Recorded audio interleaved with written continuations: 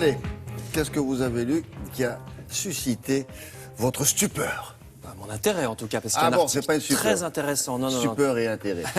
Article très intéressant ce matin dans le Parisien aujourd'hui en France, qui se penche sur le grand sujet, le Front National, avec ce titre 50 nuances de Le Pen. 50 nuances, puisque c'est un article qui estime que le Front National a beau critiquer les autres partis, lui aussi promettrait beaucoup de nuances différentes, c'est-à-dire à peu près tout et son contraire. Par exemple, Marine Le Pen parle aux ouvriers en promettant de mieux les protéger, mais Marion Maréchal Le Pen parle, elle, aux patrons à qui elle promet au contraire moins de normes.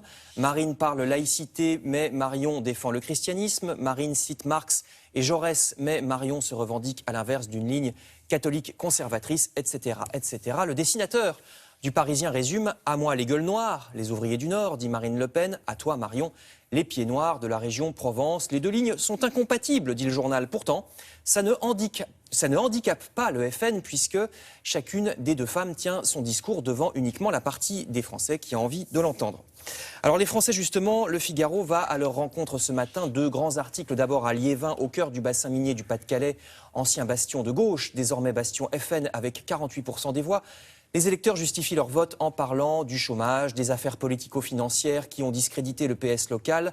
On vote aussi FN pour protester contre des cambriolages dont on ne retrouve jamais les auteurs, disent les électeurs. Point commun, entre toutes ces revendications, les électeurs ont un sentiment d'abandon, de manque d'autorité de l'État. Ils rappellent le manque de fermeté, je cite, des autorités contre les gens du voyage qui bloquèrent il y a peu l'autoroute A1 près de Liévin. Et un électeur du village d'Anfreville, cette fois dans le département de l'Eure, interrogé lui aussi par Le Figaro, un électeur de ce village qui a voté FN à plus de 40%, dit à peu près la même chose. Autrefois, il votait Sarkozy, dit ce monsieur, mais il est passé au FN depuis que l'ancien président a promis de nettoyer au Karcher les banlieues et les trafics de drogue, et qu'il ne l'a pas fait.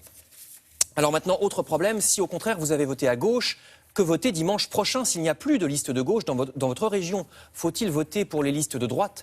Demande Libération. Le journal donne les arguments pour et contre. Il n'y a pas de solution idéale parce que faire barrage au FN, certes, ça permet de ne pas lui donner de tremplin, le tremplin que sont les régions, mais en même temps, faire barrage, c'est entretenir l'idée que gauche et droite ne sont qu'une même UMPS.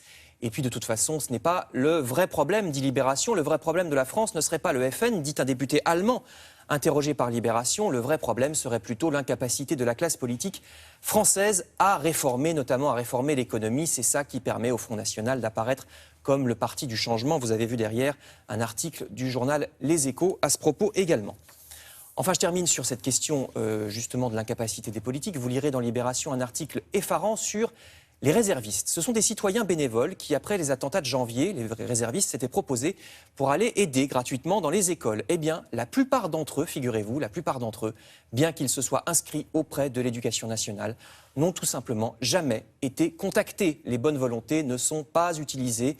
Et pendant ce temps, rappellent les Échos, la République entretient au contraire un millefeuille administratif bien connu, dont le plus inutile et le plus symbolique est peut-être le Conseil économique et social, estime le journal, mais il y en a d'autres.